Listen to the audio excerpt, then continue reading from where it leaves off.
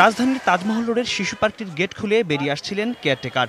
শিশুদের এই পার্কটি বন্ধ থাকার যুক্তি আর তা নিয়ে অসন্তুষ্টিরও খবর মিলল। সরকারি পার্ক কিন্তু আপনার বন্ধ থাকবে কেন? বন্ধ যেই টাইমে থাকে ওই পোলাপানরা আইসা ওই বাস ওইসবগুলো ভেঙে ফেলায়।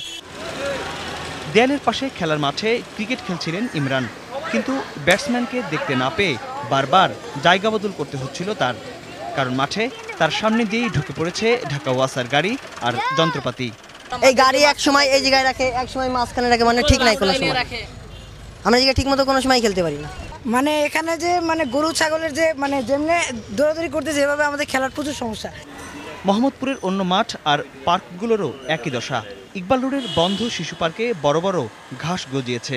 মিরপুরের ১৩ নম্বর ওয়ার্ডের উদ্ভিদ উদ্যানটিতে বিএনপি ও আওয়ামী লীগ ক্ষমতায় থাকার সময় ২ দফা দখল হয়েছে। আছে জাকের পার্টির অফিসও। শহীদ মিনার আছে, শহীদ মিনার মাঠের অপোজিট সাইডে বিশাল একটা মাঠ ছিল, ওই মাঠটা দখল হয়েছে অনেক আগেই। হ্যাঁ, এখন এইটা দখলের পায়তারা চলতেছে। এই পিছনের সাইডে দেখেন ওইদিকে আওয়ামী লীগের ক্লাব, বিএনপির ক্লাব, তারপরে ওইদিকে আরও জলসা ঘর আছে। এটা ছিল ছাপড়া ঘর, এখন এটা পাকা হয়ে গেছে আর উল্টা, মানে আমরা ভাঙতে গেছি আর উল্টা পাকা হয়ে গেছে। কলাবাগানের শিশু পার্কটি এখন নার্সারি। সিটি কর্পোরেশনের কর্মকর্তাদের নিয়মিত ঘুষ দিয়ে পার্কটিকে দখলে রাখার অভিযোগ পাওয়া যায়।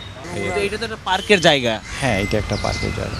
এখানে আছি প্রায় ৩ বছরের মতো। কত করে নেয় একটু বলুন, ধারণা দেন তো। এই ৪-৫ হাজার টাকা দিই মাসে। একজনই আসেন বারবার নাকি অন্যজন আসেন? না না, একজনই আছে। কে আসেন? মনে করেন যে ওই সিটি কর্পোরেশনের মেন দায়িত্বে যে থাকে উনি আসে।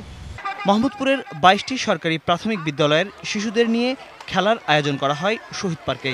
সেদিন হাজার হাজার শিশু যেন মেতে ওঠে ঈদ আনন্দে। কিন্তু এই একদিন বা কয়েক ঘন্টায় ওদের মন ভরে না। হকি খেলি, তারপর ব্যাট বল খেলি, তারপর ফুটবল খেলি, স্যার আপনাদের দোয়ায় সবকিছু খেলতে পারি স্যার। অভিভাবক থেকে শুরু করে শিক্ষকরা শিশুদের এই খেলাধুলাহীন বেড়ে ওঠা নিয়ে অসন্তুষ্ট এবং অসহায়। ক্লাসে একটা বাসার মতন একটা স্কুল, ওইটুকের মধ্যে লেখাপড়া শেখার, এটাতেই স্থায়ী শিক্ষা হয় না। এদের খেলাধুলার দরকার। সবাই খেলতে পারে না, মাঠের অভাব। আমার স্কুলের বাচ্চারাই তো আমার স্কুলের মাঠ নিয়ে খেলতে পারে না। তারপরেও শিশুদের খেলার জন্য যতটুকু খোলা জায়গা আছে সেগুলো হারিয়ে যাচ্ছে দ্রুত। মোহাম্মদপুর মাঠের এই চিত্র প্রতিদিনের নয়, বরং বছরে মাত্র ২ বা ৩ দিনের জন্য। কিন্তু এই শিশুরা প্রতিদিনই খেলতে চায়, কিন্তু মাঠের অভাবের কারণে প্রতিদিন স্কুল শেষ হবার পর তারা মন খারাপ করেই বাড়ি ফিরে যায়।